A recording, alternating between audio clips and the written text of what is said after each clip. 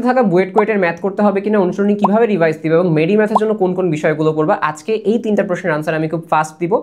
এই তিনটা প্রশ্ন হচ্ছে লাস্ট ভিডিওর কমেন্টে হচ্ছে অনেক বেশি আসছিল, এই জন্য আমি এই ভিডিওটা বানাচ্ছি। খুবই ছোট একটা ভিডিও হবে। তোমাদের মনে যদি আরও কোনো ডাউট থাকে এই ভিডিওর নিচে কমেন্ট করো, আমি লাস্ট মোমেন্টে কিছু ছোট ছোট ভিডিও দিব একদম টু দ্য পয়েন্টে স্পেসিফিক কোয়েশ্চেনের উপর। ওকে, সো বেশি কথা না বাড়ায় প্রথম কোয়েশ্চেনে আসি যে তোমার হচ্ছে অনুশীলনীর বুয়েট কুয়েটের ম্যাথ করতে হবে কিনা। সবাই তোমাকে হচ্ছে হয়তোবা না বললেও আমি একমাত্র ব্যক্তি যে তোমাকে বলবো অনুশীলনীর বুয়েট কুয়েটের ম্যাথগুলো করতে।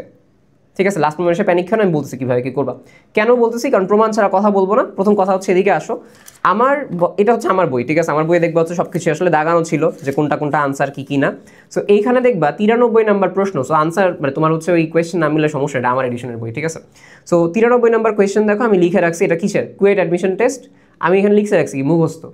কেন মুখস্থ লিখছি, এটার যে মেথড ঠিক আছে, মেথড সহজ আছে, কিন্তু ঘটনা হচ্ছে ক্যালকুলেশনে প্যারা খাইতে পারি। তো এই জন্য হচ্ছে এটা দিতাম। আনসার হচ্ছে 7.33 মিটার পার সেকেন্ড স্কোয়ার। ঠিক আছে, এই হচ্ছে এখানে কথা। এখন আনসার মুখস্থ আছে। সো আমি লিখে রাখছিলাম মুখস্থ, আরও কিছু জিনিসগুলো এখানে হচ্ছে মুখস্থ লিখে রাখছে। এই দেখো তুমি এখানে দেখলে বুঝবে মুখস্থ লিখে রাখছে। সো লাস্ট মোমেন্ট এগুলো দেখতাম আর কি।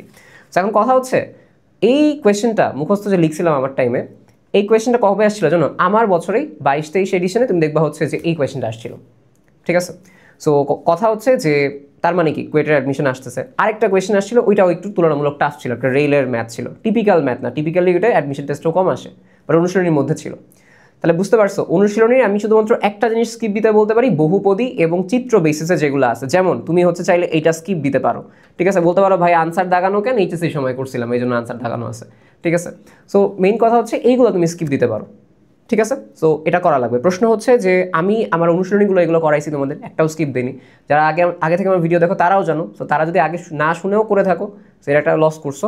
3 নাম্বার হচ্ছে আমি বলি, যারা এখন হঠাৎ করে জানতেছো যে ভাই বুয়েট কুয়েট করা লাগবে, প্যানিক খাচ্ছ, তোমাদের একটু বলি প্যানিক খায়ও না। আমি তোমাকে বলি বেশি টেনশন করার কারণ নেই, সময় আছে এখন। আমি জাস্ট তুমি একটা কাজ করো, বেশি বুয়েট কুয়েটের ম্যাথ থাকে না। ধরো আমি হচ্ছে এটা করি নাই কখনো, তা আমার দেখো বুয়েট কুয়েটে একটা আছে, জাস্ট তুমি যদি 10 মিনিটের মতো সময় দাও একটা অধ্যায়ে, দেখো এই যে এখানে তো আর বুয়েট কুয়েট নাই।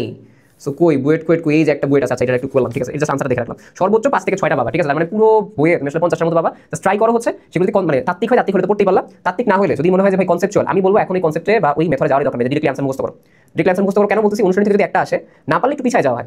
এটা কঠিন, হ্যাঁ মানে বইয়ের ক্লাসে বেশিরভাগ অনেকে পারে না, বাট পারলে তোমার র্যাঙ্ক পাবে। আমি তোমাকে কেন তোমার র্যাঙ্ক মিস করাবো? সো র্যাঙ্ক ভালো করার জন্য এটা করতে হবে। পিছায় যাওয়ার কথা হচ্ছে এটা, বাট কথা হচ্ছে তোমার একটু এটা করে যেতে হবে। আমি তোমাকে প্রমাণটা দেখালাম 22-23 আসছে। ঠিক আছে, এরকম আর কিছু ম্যাথ আছে। এটা সেকেন্ড কথা হচ্ছে, এটা ফার্স্ট ডিভিশন দিব, সেটা হচ্ছে অনুশীলনী রিভাইজ কিভাবে দিবা। অনুশীলনী রিভাইজ দেওয়ার জন্য সোজা কথা হচ্ছে তোমার আশা করি বইগুলো দাগানো আছে, প্রিপারেশন যদি মোটামুটি নিয়ে থাকো আই গেস তুমি বুঝতে পারবে। এখন ধরো আমি রিভিশন দেওয়ার টাইমে শুরুই করলাম, এটা হচ্ছে দেখার সাথে সাথে বুঝছি যে এটা হচ্ছে একটা কেপলারের সূত্র, এমনি পারবো টি স্কয়ার প্রশ্নটা আর কি, এটা বাদ। এটা হচ্ছে মহাকর্ষীয় ধ্রুবক বের করে নিতে পারবো, যখন মাত্রা বের করবো সমস্যা নেই। এটা হচ্ছে জিএর মান 9.83 ক্লাসে জানি, এটা হচ্ছে মেরু অঞ্চল সমস্যা নেই। এটা হচ্ছে একটা সূত্র, এটাও পারবো সমস্যা নেই। এবার হচ্ছে যাচ্ছি যাওয়ার টাইম আছে, এগুলো পারবো। সো তুমি দেখবে দেখো এটা আমার হঠাৎ করে মনে হচ্ছে ভাই একটু দেখা লাগবে, একটু কেমন পেইন লাগতেছে। সো দেন থামো, থেমে হচ্ছে ঠিক আছে জিএ জিবিএইচ আর জি আছে। ঠিক আছে, এটা কি আসছে একটু দেখে নিলাম, শেষ। এরপর হচ্ছে এরকম ভাবে যাবা, তুমি জানো যে তোমার কোনটা প্রবলেম, যেরকম আমি দেখাইছিলাম কারণ ভুলে যাবো 5.5 × 10³ কেজি পার মিটার কিউব, এটা হচ্ছে মুখস্থ একটা। আচ্ছা পৃথিবী পৃষ্ঠে চাঁদে, ভাই এটা তো মুখস্থ জিনিস, তুমি কনসেপ্ট দিতে পারবো না। এটা হচ্ছে মনে করলাম 81-16 শেষ। এই হচ্ছে আমাদের কাছে এখানে কথা, এগুলো বাদ দিয়ে আমি হচ্ছে আস্তে চলে যাবো। এই হচ্ছে তুমি এখানে অনুশীলন রিভিশন দিবা আনসার সহকারে। একটু কথা বলে রাখি, আমার অনেকগুলো অনুশীলন দাগানো ছিল না। ঠিক আছে, অনুশীলনগুলো করছিলাম, অনুশীলন দাগাইতে ভুলে গেছি ভিতরে, কারণ বই দাগাইতে কষ্ট লাগে মানে এই জায়গায়। সো আমি যে কাজটা করছিলাম যে আমি অনুশীলন দাগাইতে গেলে সময় লাগবে, আমি বইগুলো নিয়ে কিছু চ্যাপ্টারগুলো বাদ আছে দাগানো, বাবার আমি দিয়ে বলছি যে প্লিজ 2 ঘন্টা নাও, আনসারগুলো দেখে দাগাই দাও। ঠিক আছে, আনসারগুলো দেখে দাগাই দিয়েছি, আনসারগুলো রিভিশন দিয়েছি, সেই হচ্ছে কাজ করছি। কারণ অনুশীলন আলাদা নোট ছিল না, বড় ভুল করছিলাম, তো ওইটা বাবা মা হচ্ছে আমাকে ফিক্স করে দিয়েছে। থার্ড হচ্ছে মেডিম্যাথে কি পড়বো, সহজ কথা বলি দেখো, আমি এখন মেডিম্যাথ নিয়ে খুব একটা বেশি মাথা ঘামাচ্ছি না। কেন তোমাকে বলছো ভাই মেডিম্যাথ দেন, কারণ আমি তোমাকে বলি মানে তুমি যদি শুধুমাত্র মেডিকেল কোয়েশ্চেন ব্যাংক পড়ে যাও মেডিম্যাথের জন্য ইনাফ না। আমি একদম ফ্যাক্ট বলতেছি, শুধু অনুশীলনী পড়ে গেলে মেডিম্যাথের জন্য ইনাফ না। কেন? কারণ অনুশীলনীতে মানে কোয়েশ্চেন ব্যাংক পড়ে গেলে মেডিম্যাথের জন্য ইনাফ না, অনুশীলনী পড়লে মেডিম্যাথের জন্য ইনাফ। এবং অনুশীলনীতে ভ্যারাইটি টাইপ অফ কোয়েশ্চেন আছে। সো আমি তোমাকে কয়েকটা অল্প করে এখন যদি তোমাকে বলি 100% কমন, সো এটা মিথ্যা কথা বলা হবে। ঠিক আছে, কারণ আমি সাজেশনটা পাইনি। আমি তোমাকে সেই জিনিসগুলো প্রোভাইড করি যেগুলো মানে মোস্ট কমনলি হচ্ছে আসে। ঠিক আছে, তো ওই জিনিসগুলো আমি তোমাকে বলি, অ্যানালাইজ করে তোমাকে বলতেছি কোন টাইপ মেডিকেল ফলো করে না। মেডিকেল অনলি একটা টাইপ ফলো করে ম্যাথের এই কয় বছর, সেটা হচ্ছে অনুশীলনী। সো অনুশীলনী টাইপগুলো, অনুশীলনী যে ম্যাথগুলো ওইটাই করো, ওইটাই মেডিম্যাথের জন্য গুড ইনাফ।